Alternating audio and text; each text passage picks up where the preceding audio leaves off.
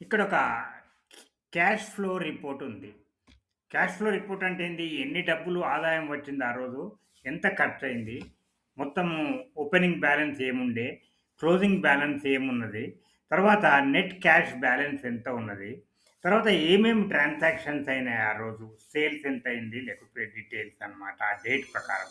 మనం date select చేస్తే ఈ డీటెయిల్స్ రావాలి. ఈ డ్రాప్ డౌన్ లిస్ట్‌లో మనము డేట్ సెలెక్ట్ చేస్తాము. ఆటోమేటిక్‌గా అన్ని ఫిగర్స్ చేంజ్ అయిపోతాయి. చూసారా? అన్నీ చేంజ్ అయిపోయినాయి. ఈ రకంగా రిపోర్ట్ ఎట్లా మనం జనరేట్ చేయొచ్చు? ఒక డేట్ సెలక్షన్‌తోని. మీకు రిఫరెన్స్ కోసం నేనిక్కడ ఫార్ములాస్ ఇచ్చిన చూడండి. జనరేటెడ్ డేట్ ఇది రావాలంటే టుడే అనే ఫార్ములా ఉపయోగించాలి. ఇది డైనమిక్. ఏ రోజు ఉంటే ఆ రోజు మనం ఆటోమేటిక్‌గా డేట్ వచ్చేస్తది. ఈ ఓపెనింగ్ బ్యాలెన్స్ కోసానికి ఇక్కడ చూడండి. ఓపెనింగ్ బ్యాలెన్స్ ఇఫ్ ఎర్రర్ అంటే తప్పేదైనా ఉంటే 0 రావాలని. తర్వాత లెట్ అనే ఫంక్షన్ ఉపయోగించడం. దానికి పేరు పెట్టినాము. ఇన్‌ఫ్లోకేమో సి4. సి4లో ఉన్నది ఇన్‌ఫ్లో.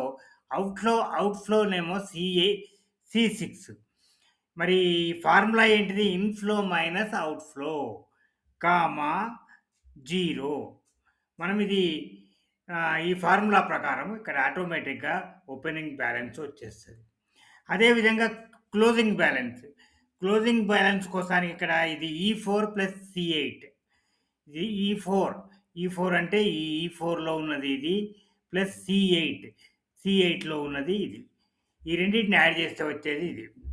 తర్వాత ఈ ఫస్ట్ టోటల్ క్యాష్ ఇన్ సమిఫ్స్ అనే ఫంక్షన్. దేని సమిఫ్స్?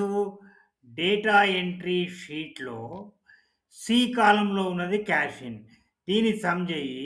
తర్వాత దీని నుంచి ఈ డి కాలమ్‌లో ఉన్నదాన్ని సమ్ చేసి మైనస్ చెయ్యి అని చెప్తున్నాం అంతే. అదే ఫార్ములా అక్కడ. చూడండి ఇక్కడ. ఇక్కడ సమిఫ్ చేయమన్నాం కదా! సి కాలనీలో ఉన్నదాన్ని సమిఫ్ చేయమన్నాం. డేటా ఎంట్రీలో దేన్ని చూడమన్నాం? డేట్‌ను చూడమన్నాం. డేట్ ఏంటిది? క్రైటీరియా సి2. సి2 అంటే సి2 అంటే ఇది. ఈ డేట్ ఏది సెలెక్ట్ చేస్తామో ఆ రోజు నాడు క్యాష్ ఇన్‌ను సమ్ చేస్తదనమాట. అదేవిధంగా ఇక్కడనేమో క్యాష్ అవుట్‌ను టోటల్ క్యాష్ అవుట్ కావాలంటే డి కాలమ్‌లో ఉన్నదాన్ని ఆ డేట్‌కు కరస్పాండింగ్‌గా ఉన్న వాల్యూస్‌ను సమ్ చేస్తది. ఈ రకంగా మనము రిపోర్ట్ జనరేట్ చేయవచ్చు.